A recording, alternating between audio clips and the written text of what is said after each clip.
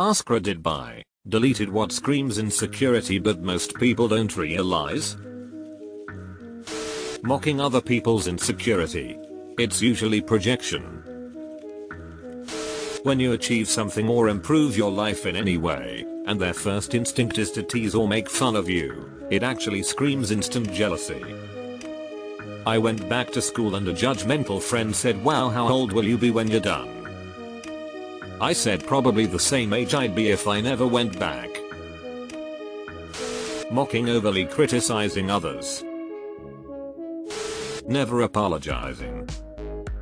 Some people will twist the story, change the way it happened and retell it so convincingly that they'll believe their own nonsense but will never apologize. I struggle with this into my early 30s. Not from a place of narcissism or gaslighting, I hope, but something that came out during therapy. My dad would frequently say sorry isn't good enough to me whenever I did something bad or wrong. It really punched me in the face when I realized that him instilling into me that apologizing wasn't good enough really made it hard for me to do that as an adult. Therapy is wild, man. Edit. I'll clarify because I'm seeing it a lot in the comments. This would be a good sentiment like actions speak louder than words, except he never taught me that. He ended the conversation with sorry isn't good enough instead of telling me why it wasn't good enough. There was no lesson to be learned at my young age, because he wasn't teaching one.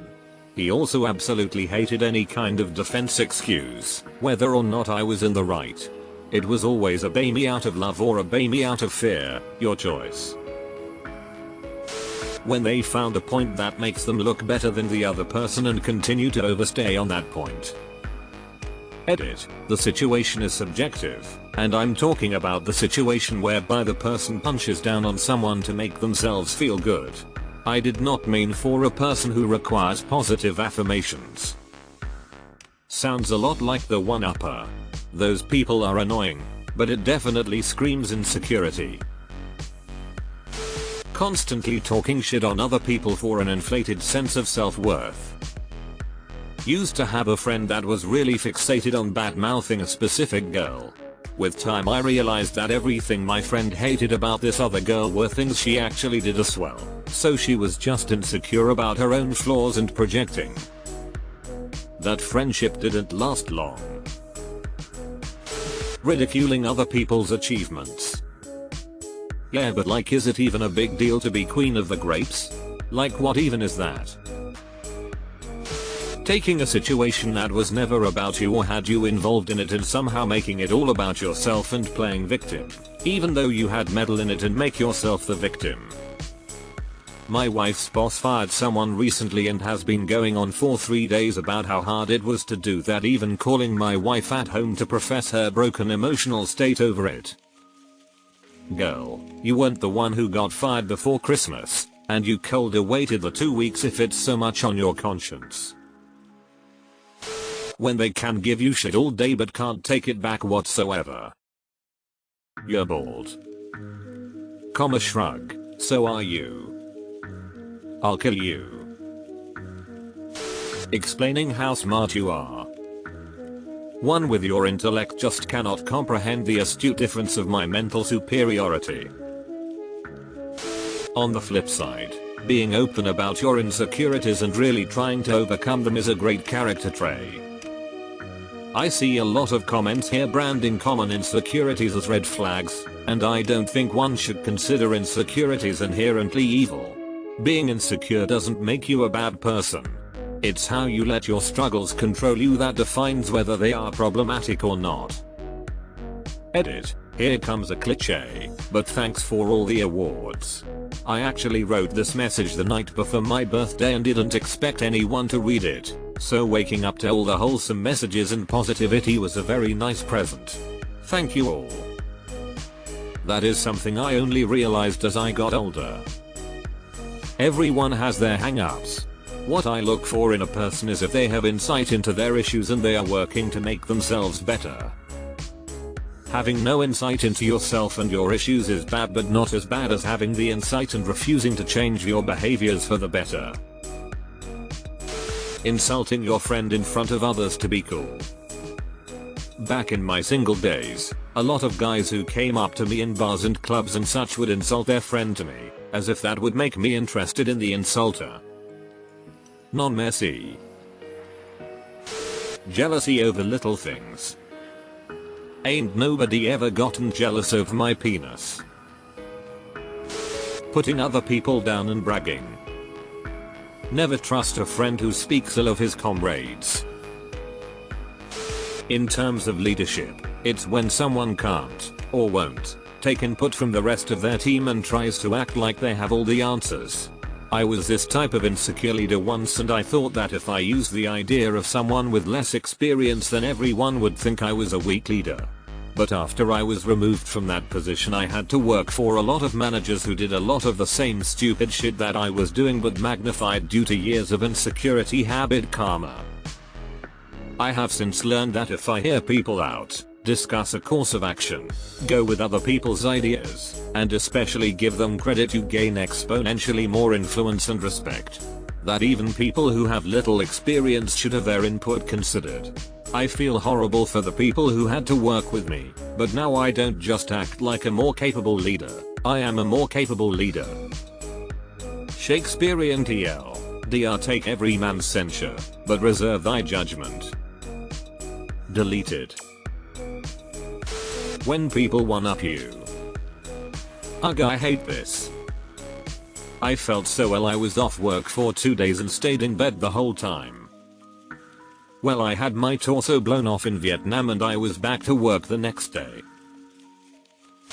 When they can't make fun of themselves.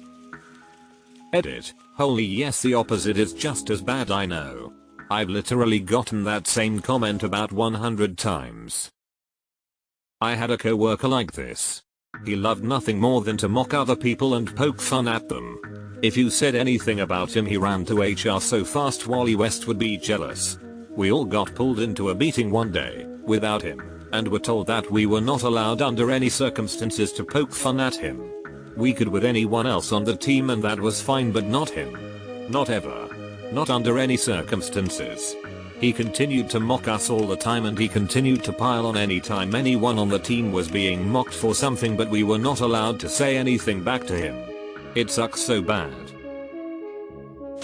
The inability to take any criticism at all. Obsessing over hierarchies, or who is ahead and who is behind in life. I have a friend that literally only wants to talk about ahead and behind.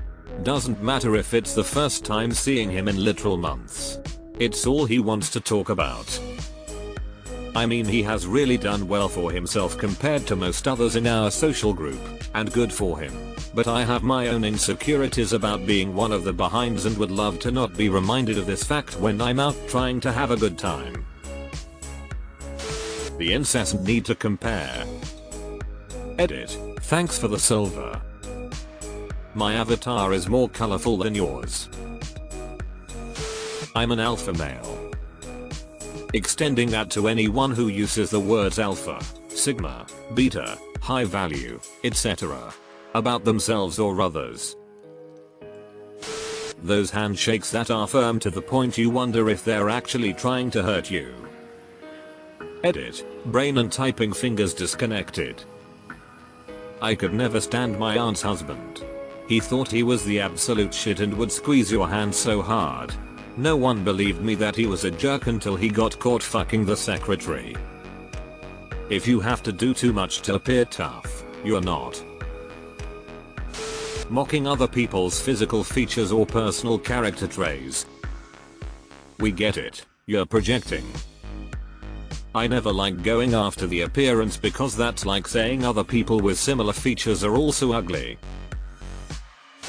Deleted. I don't think it's always the case depending on the relationship, but I had a friend that was definitely insecure. When we were in the military, in tech school, we'd run into each other at Sunday formation, and she would tell me all the shit she'd done over the weekend. Making out with strangers in taxis and whatnot. She was an involuntary virgin type before she got in, so when she finally got a taste, she went full on in the opposite direction. After a while, I started avoiding her, because I didn't want to hear all the details. when they can't take constructive criticism. Edit. Wow. I've received more karma from this one post than I have had my entire Reddit career. I dedicate this post to my ex-girlfriend. Hope she can take constructive criticism now. Don't tell me how to perceive being criticized. Being loud and domineering in every conversation. Currently dealing with a coworker like this. He doesn't seem to have an inside voice. Being a bully. And when you stand up to them they either A, cry that you're the bully, or B, say they aren't bullies because they heard X or Y about you so you deserve it. Never in a million years will they be self-aware enough to see that they are the baddies.